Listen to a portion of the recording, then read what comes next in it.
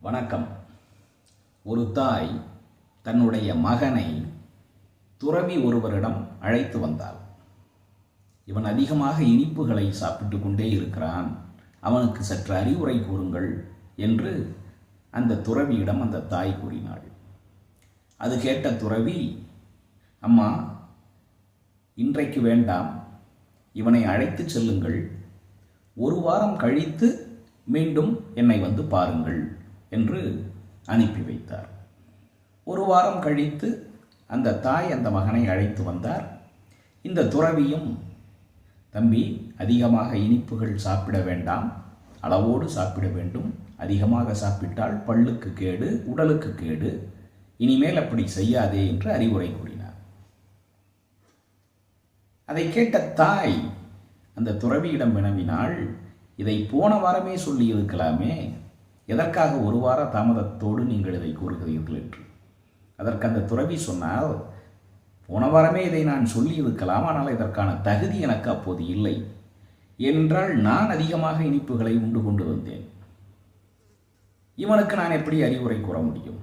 அதனால் இந்த ஒரு வார காலத்தில் இனிப்புகளை உண்ணுவதை நான் நிறுத்திவிட்டேன். இப்போது எனக்கு தகுதி வந்து விட்டது, அதனால் நான் அந்த குழந்தைக்கு அறிவுரையை கூறினேன் என்று கூறினார். ஒரு தலைவன் என்பவன், அது நாடாள்பவனோ வீடாள்பவனோ ஒரு அமைப்பினுடைய தலைவனாக இருப்பவனோ யாராக இருந்தாலும் சரி,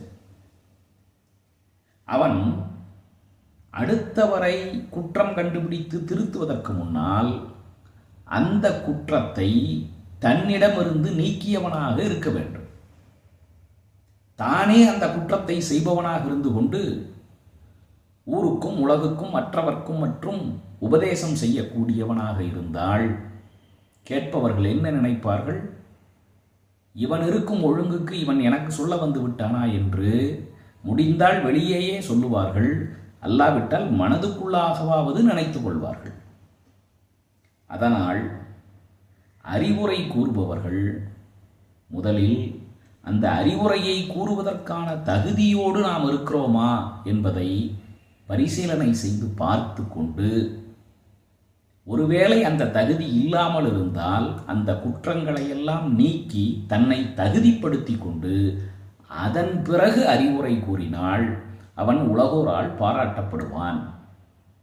குற்றங்கடிதல் என்ற அதிகாரத்தில் வள்ளுவர் கூறுகின்றார், தன் குற்றம் நீக்கி பிறர் குற்றம் காண்கிற்பின் என் குற்றம் ஆகும் இறைக்கு.